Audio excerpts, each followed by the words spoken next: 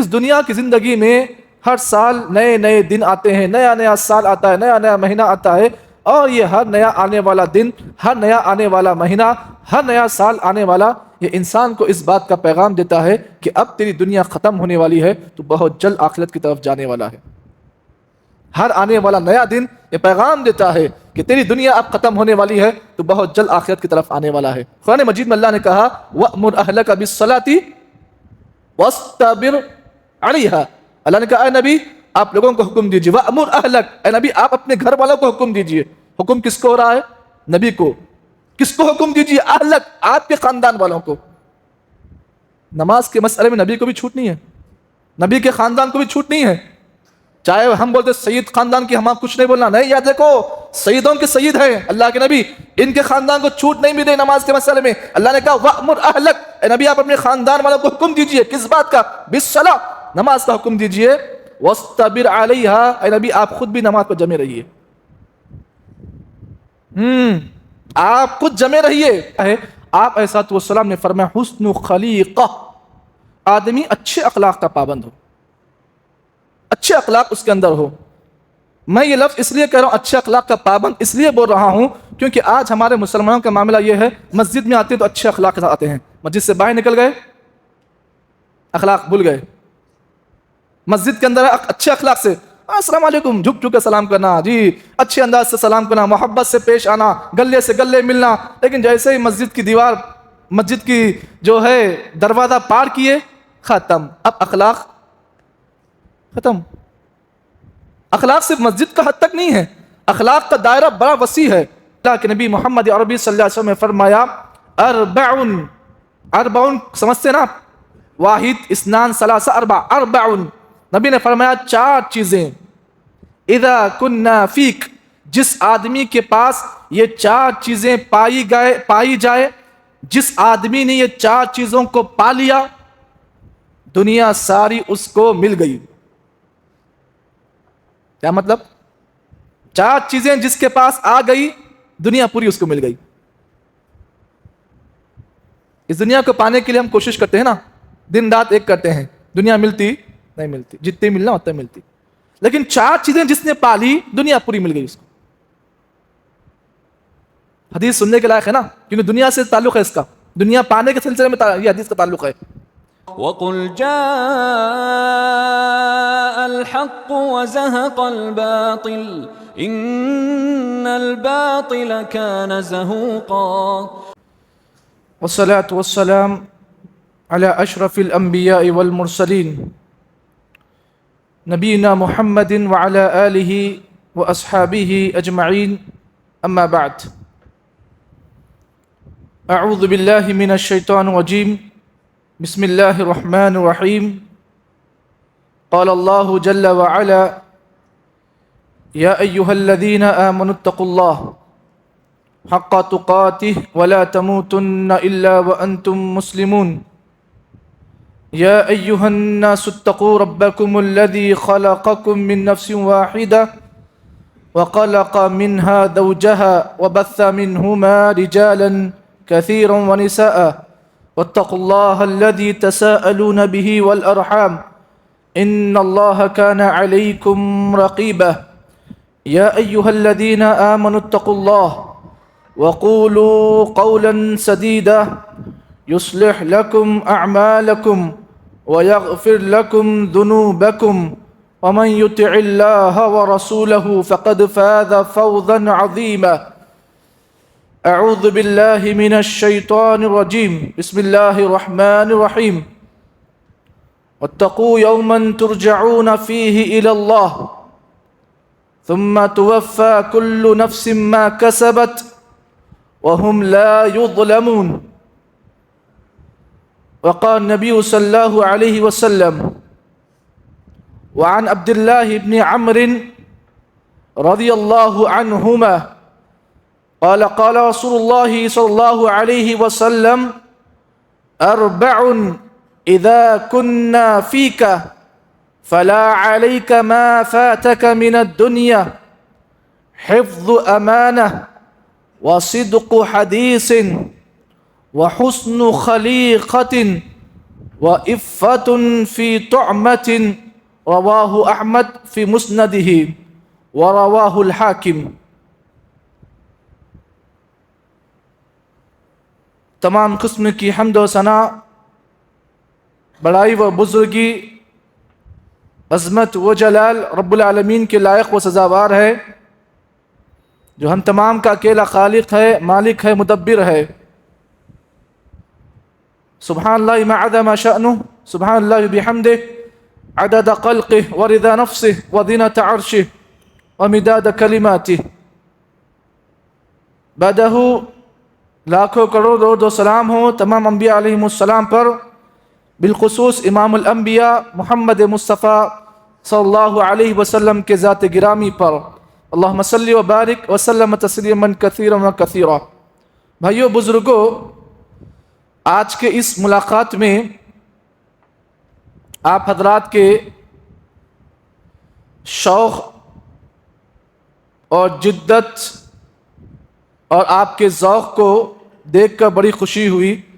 اللہ رب العالمین سے میں دعا گو ہوں کہ اللہ رب العالمین آپ کے شوق کو، آپ کے جذبے کو اللہ سلامت رکھے، اور اللہ تعالیٰ آپ کو ایسے ہی ان محفلوں کو آباد رکھنے کی اللہ تعالیٰ توفیق دے۔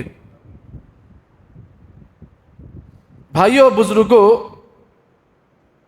مختلف مقامات پر جانے کا موقع ہوتا ہے، لیکن یہاں پر ایک اعلان پر اتنے لوگوں کا بیٹھنا اس بات کی دلیل ہے، اس بات کی علامت ہے، یہاں الحمدللہ لوگوں میں دینی تعلیم سیکھنے اور دین کا علم، اس کے سلسلے میں شوق موجود ہے۔ الحمدللہ یہ اچھی دلیل ہے اس بات کی کہ الحمدللہ یہاں پر ابھی بھی دینی ماحول موجود ہے۔ بھائیوں بزرگوں، میں نے آپ حضرات کے سامنے قرآن مجید کی ایک بڑی مشہور و معروف آیت کریمہ آپ کے سامنے پڑھی، اور مسند احمد کی اور مستدرک حاکم کی ایک روایت آپ کے سامنے پیش کی۔ اسی دونوں چیزوں کے سلسلے میں آپ کے سامنے کچھ باتیں انشاءاللہ پیش کرنے کی کوشش کروں گا۔ اللہ تعالیٰ سے میں دعا گو ہوں کہ اللہ رب العالمین حق کہنے، حق سننے، حق بات کو سن کر اس پر عمل پیرا ہونے کی توفیق عطا فرمائے، آمین۔ بھائیو بزرگوں، جس دنیا میں ہم زندگی گزار رہے ہیں، یہ دنیا فنا ہونے والی ہے، یہ فانی ہے، اور اس دنیا کے فنا ہونے کے بعد ایک اور زندگی ہمیں اور آپ کو ملنے والی ہے جو باقی رہنے والی ہے، جس کا نام آخرت ہے۔ اس دنیا میں ہم اور آپ جو بھی اچھا برا عمل کرتے ہیں، یہ دنیا دار العمل ہے۔ یہاں پر جو انسان اچھا عمل کرتا ہے اس کو اچھا بدلہ آخرت میں ملتا ہے۔ یہاں پر جو انسان برا عمل کرتا ہے تو برا عمل کرنے کی وجہ سے جہاں پر اس کی دنیا برباد ہوتی ہے، وہیں پر اس کی آخرت بھی برباد ہو جاتی ہے۔ اس لحاظ سے اس دنیا کے پیچھے جو انسان پڑھ کر اپنی آخرت کو جو آدمی کھو دیتا ہے، وہ اس دنیا کا سب سے بڑا بے وقوف آدمی ہے، اور سب سے بڑا عقل مند آدمی رب کی نگاہ میں وہ ہے جو اپنی دنیا کو آخرت کے عوض میں اپنی دنیا کو وہ پیچھے رکھتا ہے اور آخرت کو اپنے سامنے رکھتا ہے۔ اللہ کے نبی صلی اللہ علیہ وسلم نے سنن ترمذی کی روایت، راوی حدیث شداد ابن اوس رضی اللہ تعالی عنہ ہے، فرماتے ہیں اللہ کے نبی صلی اللہ علیہ وسلم نے فرمایا، الکیس من دار نفسہ وعمل لما بعد الموت والعاجز من اتبع نفسه هواه وتمنى على اللہ۔ اللہ کے نبی نے فرمایا کہ عقل مند آدمی وہ ہے جو اپنے نفس کا محاسبہ کرے، نفس کی جانچ پڑتال کرے، اور اس دنیا میں رہ کر آخرت کے لیے عمل کرے۔ اور بے وقوف آدمی وہ ہے جو نفسانی خواہشات کی پیروی کرے اور صرف آخرت کے مسئلے میں امیدیں باندھتے رہے کہ میری امید یہ ہے کہ اللہ تعالیٰ مجھے آخرت میں کامیاب کرے گا، جبکہ اس بات کو آپ جان لیں، ایسی فکر جس آدمی کے اندر ہوتی ہے وہ بے وقوف آدمی ہے۔ پتہ کیا چلا؟ یہ حدیث ہمیں اس بات کا پیغام دیتی ہے، اگر ہم عقل مند بننا چاہتے ہیں، ضروری ہے کہ ہم اپنے نفس کا روزانہ محاسبہ کریں اور اس دنیا میں رہ کر ہم آخرت کی عمل کریں، یہ عقل مندی کی علامت ہے۔ اور اس دنیا کے پیچھے پڑ کر اپنی آخرت کو ہم اگر کھو دیتے ہیں، آخرت کو برباد کرتے ہیں، تو پھر یہ ہماری اور آپ کی بے وقوفی کی علامت ہے۔ ٹھیک ہے، اس مسئلے کو جاننے کے بعد آپ اس بات کو بھی جان لیں، اس دنیا کو اللہ تعالیٰ نے ہمارے لیے آزمائش کا ذریعہ بنایا ہے۔ یہ دنیا آزمائش جگہ ہے۔ آج دنیا میرے پاس ہے، کل کسی اور کے پاس ہے، کل کسی اور کے پاس، کل کسی اور کے پاس۔ یہ دنیا کسی بھی انسان کے ساتھ وفاداری نہیں کرتی ہے، دنیا ایک بے وفا ساتھی ہے۔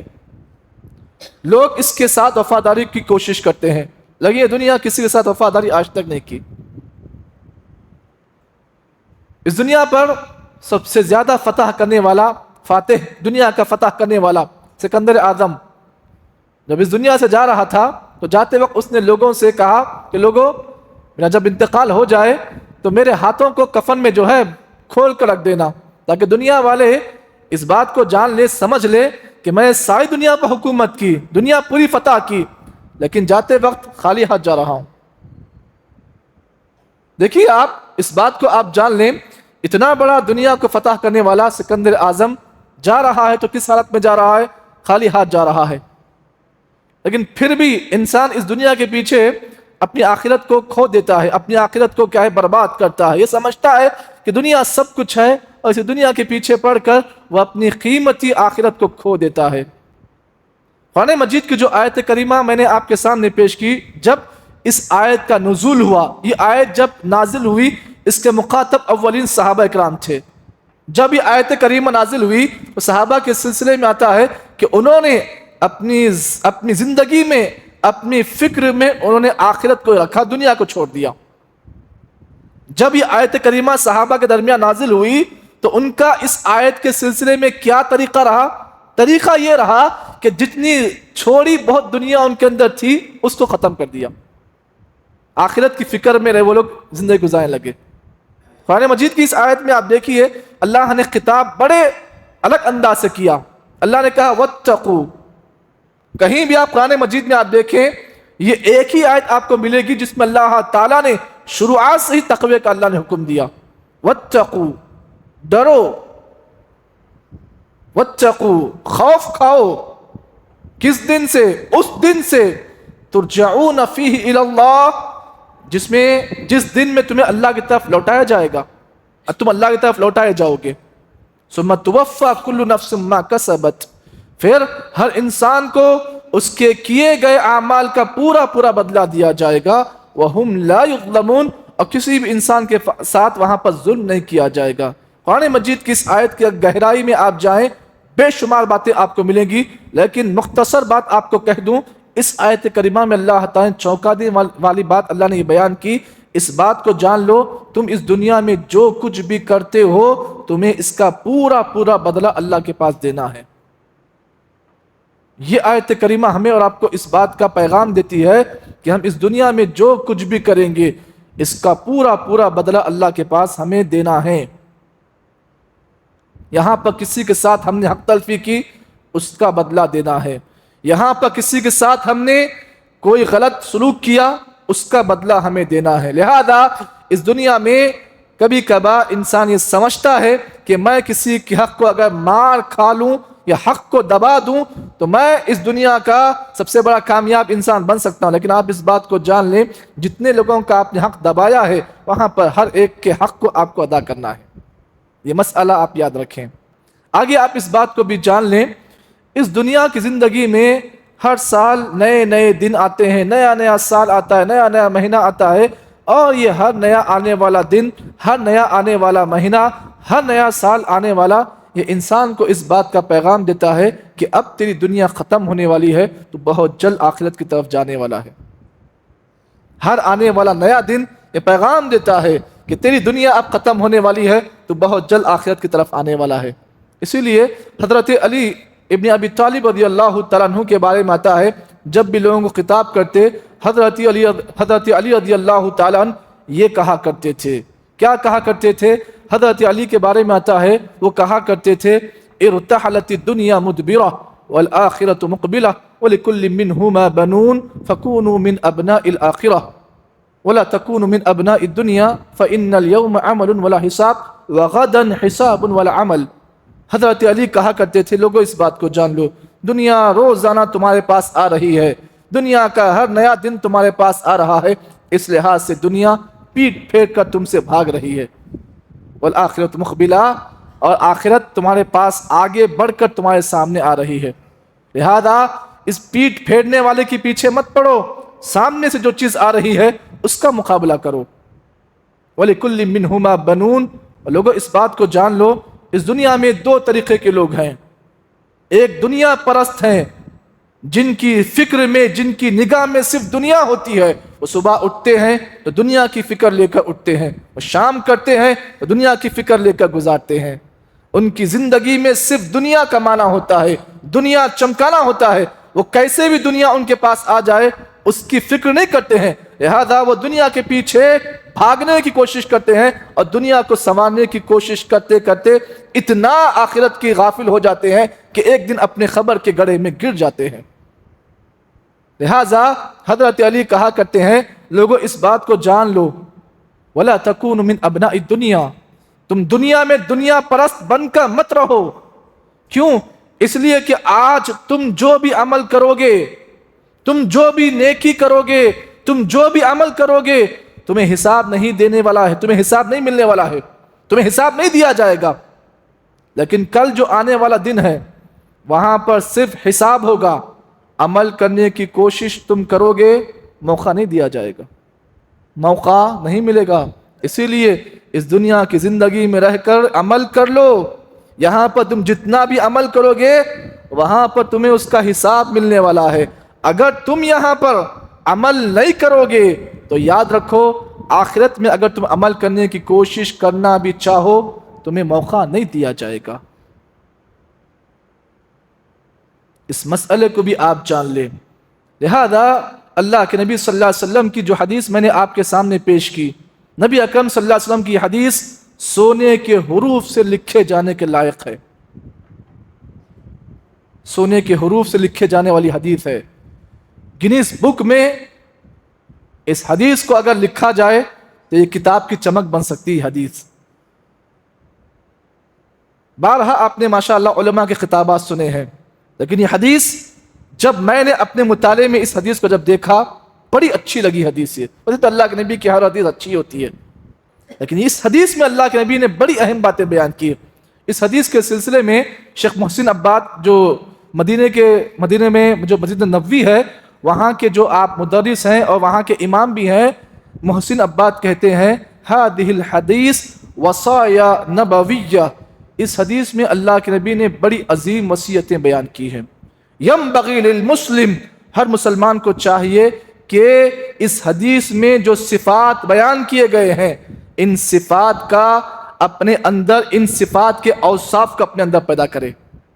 کون کہتے ہیں؟ شیخ محسن عباد، بڑے مشہور امام ہیں مدینہ منورہ کے، مسجد نبوی کے بڑے امام ہیں. اس بات کو جان لیں. حضرت عبداللہ بن عمر راوی حدیث ہیں، فرماتے ہیں اللہ کے نبی محمد عربی صلی اللہ علیہ وسلم نے فرمایا اربعن سمجھتے ہیں نا، واحد اثنان ثلاثہ اربعن. نبی نے فرمایا 4 چیزیں اذا کننا فیک، جس آدمی کے پاس یہ 4 چیزیں پائی جائے، جس آدمی نے یہ 4 چیزوں کو پا لیا دنیا ساری اس کو مل گئی. کیا مطلب؟ 4 چیزیں جس کے پاس آ گئی دنیا پوری اس کو مل گئی. اس دنیا کو پانے کے لیے ہم کوشش کرتے ہیں نا، دن رات ایک کرتے ہیں، دنیا ملتی نہیں ملتی، جتنی ملنا اتنا ملتی. لیکن 4 چیزیں جس نے پا لی دنیا پوری مل گئی اس کو. حدیث سننے کے لائق ہے نا، کیونکہ دنیا سے تعلق ہے اس کا، دنیا پانے کے سلسلے میں یہ حدیث کا تعلق ہے. پہلی چیز جو اللہ کے نبی صلی اللہ علیہ وسلم نے فرمایا حفظ امانہ. حفظ امانہ، نبی نے فرمایا کہ آدمی امانت کی حفاظت کرے. امانت سے مراد مثال کے طور پر کوئی چیز آپ کی میرے پاس رکھی ہوئی ہے، اگر میں آپ کو واپس کر دوں تو یہ امانت ہے، اگر میں اس کو لے کر آپ کو ڈبا دوں تو یہ خیانت ہے. اور خیانت کرنا مومن کا شیوا نہیں بلکہ منافق کا شیوا ہے۔ اس مسئلے کو آپ جان لیں، ہم دنیا میں ہر ایک کے حقوق کو ادا کرتے ہیں۔ ماں کا حق ماں کو دینے کی کوشش کرتے ہیں، باپ کا حق باپ کو دینے کی کوشش کرتے ہیں، بیوی کا حق بیوی کو دینے کی کوشش کرتے ہیں، اولاد کا حق اولاد کو دینے کی کوشش کرتے ہیں، استاد کا حق استاد دینے کی کوشش کرتے ہیں، لیکن ایک ذات ایسی ہے جس کے حق کو ادا کرنے میں ہم پیچھے ہیں۔ اور ذات کس کی ہے؟ وہ ذات اللہ کی ذات ہے جس نے ہم کو پیدا کیا ہے۔ ہم دنیا میں ہر ایک کے حق کو ادا کر رہے ہیں۔ شوہر صبح سویر اٹھتا ہے، کماتا ہے، کیوں کماتا ہے؟ بچوں کا بیوی کا پیٹ بھرے، ٹھیک۔ ماں باپ کی خدمت کرتا ہے، کیوں؟ حق ہے، خدمت کرنا ہے، ٹھیک ہے۔ استاد کی عزت کرتا، حق ہے نا۔ تو پھر ہر ایک کے حقوق کو ادا کر رہے ہیں، لیکن رب کے حقوق کو ادا کرنے میں ہم پیچھے ہیں۔ یہ رب کے ساتھ ہماری غداری ہے ہماری۔ سب کے حقوق ادا کر رہے ہیں، تھوڑا بہت کمی ہو رہی ہے، لیکن رب کا جب حق آتا ہے تو رب کے حقوق کو ادا کرنے میں ہم پیچھے ہیں۔ کیسے؟ مثال کے طور پر نمازوں کی بات لیجیے آپ۔ سب سے بڑا عمل، اللہ کو جو محبوب عمل ہے ہم سے، وہ کیا ہے؟ نمازیں ہیں نا۔ تو پھر ہم نمازوں میں کہاں تک آگے ہیں بتائیے آپ؟ کیا ہم نمازوں کے مسئلے میں اللہ کے حق کو ادا کر رہے ہیں؟ کر رہے ہیں تو ٹھیک، نہیں کر رہے ہیں تو حق کو ادا کرنے کی کوشش کریں بھائی۔ اگر نہیں کریں گے تو یاد رکھو کل اللہ تعالیٰ ان حقوق کے بارے میں آپ سے پوچھے گا کہ بندے تو نے کہاں تک میرے حق کو ادا کیا؟ جواب کیا دو گے اللہ تعالیٰ کو؟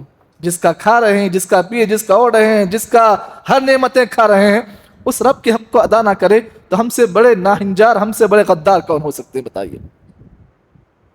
نمازوں کے مسئلے میں آج ہماری قوم کا حال کیا ہے؟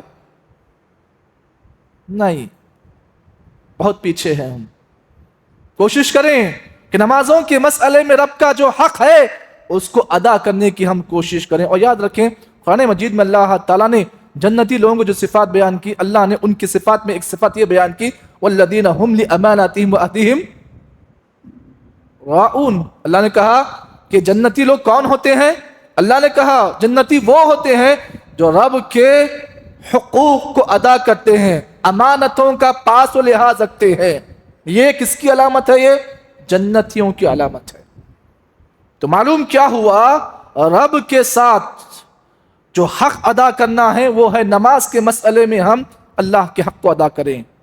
اگر نہیں کر رہے ہیں تو کوشش کریں نماز کے اپنے آپ کو پابند بنائے۔ ابھی جو نماز عشاء میں امام صاحب نے جو پہلی رکعت میں جو آیت کریمہ آپ کے سامنے پیش کی، بڑی پیاری آیت ہے، اللہ جزائے خیر دے، بڑی پیاری آواز ہے امام صاحب کی، اللہ تعالیٰ نظر بد سے بچائے۔ قرآن مجید میں اللہ نے کہا وَأْمُرْ أَهْلَكَ بِالصَّلَاةِ وَاسْتَبِرْ عَلَيْهَا۔ اللہ نے کہا اے نبی آپ لوگوں کو حکم دیجیے، وَأْمُرْ أَهْلَكَ، اے نبی آپ اپنے گھر والوں کو حکم دیجیے۔ حکم کس کو ہو رہا ہے؟ نبی کو۔ کس کو حکم دیجیے؟ اہلک، آپ کے خاندان والوں کو۔ نماز کے مسئلے میں نبی کو بھی چھوٹ نہیں ہے، نبی کے خاندان کو بھی چھوٹ نہیں ہے۔ چاہے ہم بولتے سید خاندان کی، ہم کچھ نہیں بولنا، نہیں، یاد دیکھو سیدوں کے سید ہیں اللہ کے نبی، ان کے خاندان کو چھوٹ نہیں ملے نماز کے مسئلے میں۔ اللہ نے کہا وَأْمُرْ أَهْلَكَ، اے نبی آپ اپنے خاندان والوں کو حکم دیجئے، کس بات کا؟ بِالصَّلَاةِ، نماز کا حکم دیجئے، وَاسْتَبِرْ عَلَيْهَا، اے نبی آپ خود بھی نماز پر جمے رہیے۔ آپ خود جمے رہیے۔ لا نسألک رزقا، ہم آپ سے آپ کے رزق کے بارے میں سوال نہیں کریں گے، آپ کتنا کما رہے کتنا کھا رہے اس کا سوال نہیں کریں گے ہم۔ سوال کس کا کریں گے؟ اس کا کریں گے کہ آپ کہاں تک دنیا میں نماز کو آپ نے قائم کیا۔ یہ مسئلہ بڑا پیارا ہے۔ تو پتہ کیا چلا؟ حفظ امانہ، اللہ تعالیٰ کی امانت کی آپ حفاظت کریں، اور رب کی امانت یہ ہے کہ نمازوں کا آپ اہتمام کریں۔ یہ پہلی چیز۔ دوسری چیز جو اس حدیث میں اللہ کے نبی نے دوسری جو بات بیان کی، ایک مسلمان کو ان عادات سے اپنے آپ کو متصف ہونا چاہیے۔ دوسری بات جو اللہ کے رسول نے بیان کی کیا ہے؟ صدق حدیث، صدق حدیث، ایک مسلمان کو ہمیشہ سچا بولنے والا ہونا چاہیے، سچائی کو اپنی عادت بنائے۔ آپ جانتے ہیں آپ کا غیر مسلم بھائی آپ کے داڑھی کو دیکھ کر آپ سے متاثر نہیں ہوتا، کس سے متاثر ہوتا؟ آپ کی اس سے متاثر ہوتا ہے۔ آپ جانتے ہیں اسلام کیسے پھیلا؟ اس ہندوستان میں اس سے پھیلا، زبان سے پھیلا بھائی۔ ہمارے مسلمان سچی گفتگو کرنے والے تھے اس زمانے کے، لیکن آج آپ دیکھیں ایک غیر مسلم کا مسلمان کے بارے میں کیا طریقہ ہے، کیا اس کا قول کیا ہے؟ اے مسلمان، یہ ہم کو ایسا نہیں بننا ہے، ہم کو ایسا نہیں بننا۔ یہ ہمارے غیر مسلم کا بھائی، غیر مسلم ہمارے بھائی کا ہمارے بارے میں نظریہ یہ ہے۔ جس نبی نے ہمیں سچ بولنے کی تعلیم دی، اس نبی کی تعلیمات کو ہم پسے پشت ڈال رہے ہیں۔ تو سچائی کو آپ لازم پکڑیں، صدق و حدیث، سچ بولنے کو آپ اپنی عادت بنائیں، چاہے سچ بولنے میں آپ کا نفع ہو، آپ کا نقصان بھی ہو، دونوں مسئلے میں آپ سچ بولیں۔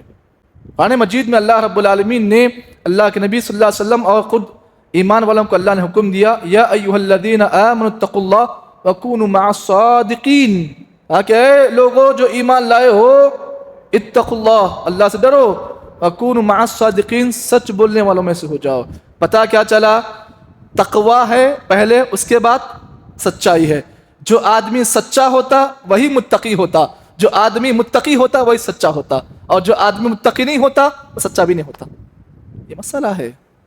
تقوی کا سچائی سے بہت گہرا تعلق ہے۔ سچائی آپ کے اندر اسی وقت آ سکتی ہے جب کے اندر تقویٰ ہے۔ تقویٰ جس کے اندر ہے اس کے اندر سچائی۔ چلیے اللہ کے نبی کے بارے میں دیکھتے ہیں، نبی کی سیرت کو آپ پڑھیے۔ یہ مہینہ نبی کی سیرت پڑھنے کا ہے نا، ربیع الاول کا مہینہ۔ جی اللہ کے نبی کی سیرت کو آپ دیکھیں، نبی صلی اللہ علیہ وسلم سچے تھے۔ کب؟ نبوت ملنے سے پہلے اللہ کے نبی صلی اللہ علیہ وسلم کا معاملہ مکہ والوں کو لے کر کیا تھا؟ مکہ والوں سے پوچھتے نبی کے بارے میں تمہارا کیا معاملہ ہے؟ بولتے ما جربنا علیک صدقہ، ہمیں نبی کو سچا پایا، ہمیشہ سچا پایا۔ کب؟ نبی بنائے جانے سے پہلے کی بات آپ دیکھو، حضرت خدیجہ رضی اللہ تعالی عنہا نے اللہ کے نبی کی سچائی کو ایگزام لینے کے لیے کیا کیا؟ ملک شام بھیجا تجارت کا مال دے کر، اور تجارت کے مال کو دینے کے ساتھ ساتھ اپنا غلام کون؟ میسرہ، اس کو دے کر بھیجا۔ کہاں؟ ملک شام کو۔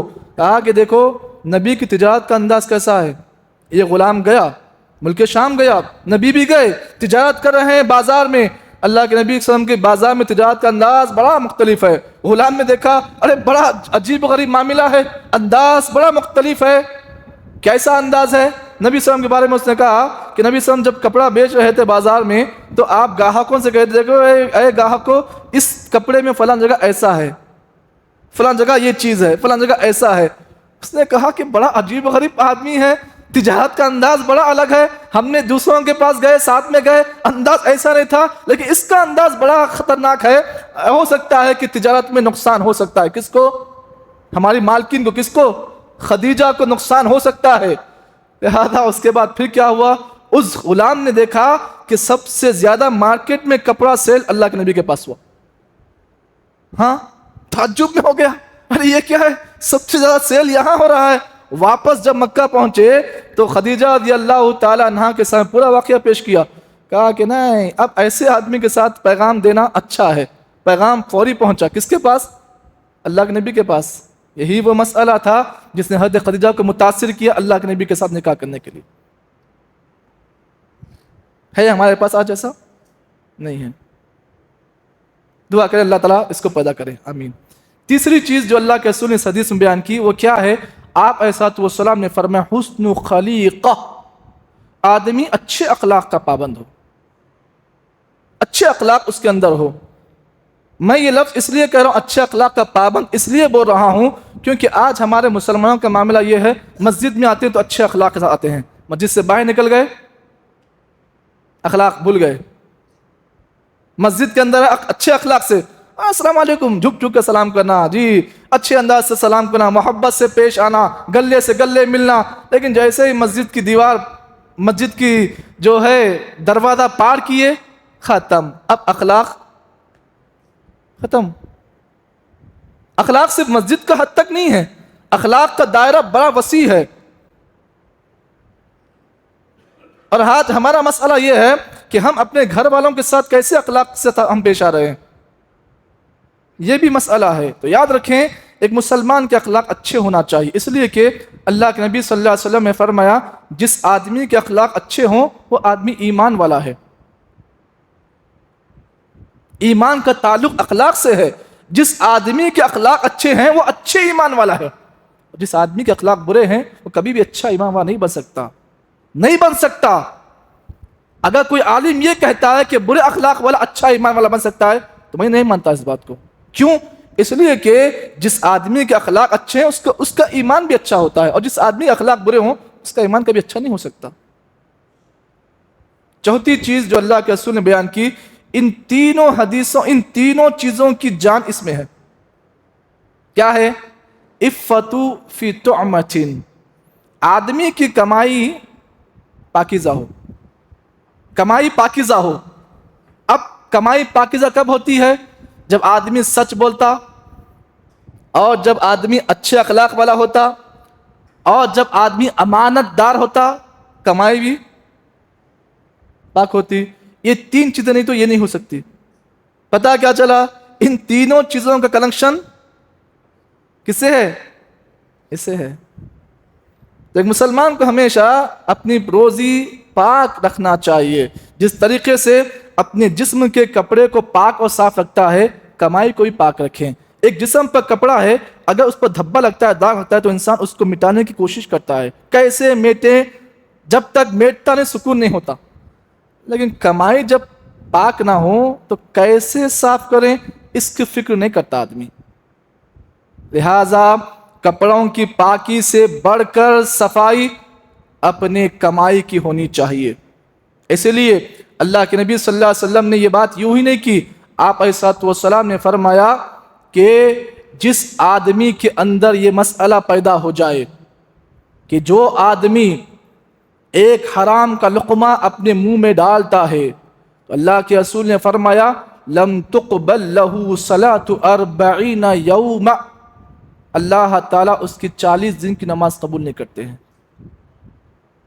اور آپ علیہ الصلوۃ والسلام نے قیامت کی پیشن گوئی دیتے ہوئے آپ نے فرمایا قیامت کے قریب حالات ایسے ہو جائیں گے کہ آدمی کے پاس پیسے کی روانی ایسی آ جائے گی، پیسہ آدمی کے پاس اتنا آ جائے گا، آدمی فکر نہیں کرے گا کہ امن حلال امن حرام، کہ یہ حلال طریقے سے آ رہا ہے حرام طریقے سے آ رہا ہے۔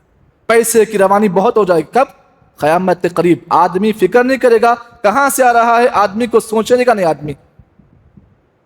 تو میں نے آج کے اس درس میں آپ کے سامنے مناسب سمجھا یہ جو حدیث آپ کے سامنے پیش کی ہے، گھروں کو آپ جائیں، اس حدیث کو سرچ کریں، مستدرک حاکم کو اٹھائیں، مسند احمد کو اٹھائیں، آپ کی حدیث ہو بہو انہی الفاظ کے ساتھ ملے گی۔ یہ کچھ باتیں تھی مختصر سے اس وقت میں۔ اللہ سے میں دعا کرتا ہوں کہ اللہ تعالی ہم تمام کو جو باتیں اس حدیث کی روشنی میں پتہ چلی ہیں، اللہ سب سے پہلے کہنے والے کو، بعد میں سننے والوں کو اللہ تعالیٰ اس کے مطابق کما حقہ عمل کرنے کی توفیق عطا فرمائے۔ اللہ تعالی ہم تمام کو ہمیشہ ایمان پر اور عمل صالح پر اللہ قائم اور دائم رکھے، جب خاتمہ ہو تو خاتمہ بالخیر پر ہو۔ آمین۔ واقول قولی ھذا استغفر اللہ لی ولکم وسائر المسلمین من کل ذنب واستغفروہ انہ هو الغفور الرحیم۔ سبحان اللہ بحمدہ، سبحانک اللہم وبحمدک، نشہد ان لا الہ الا انت، نستغفرک ونتوب الیک۔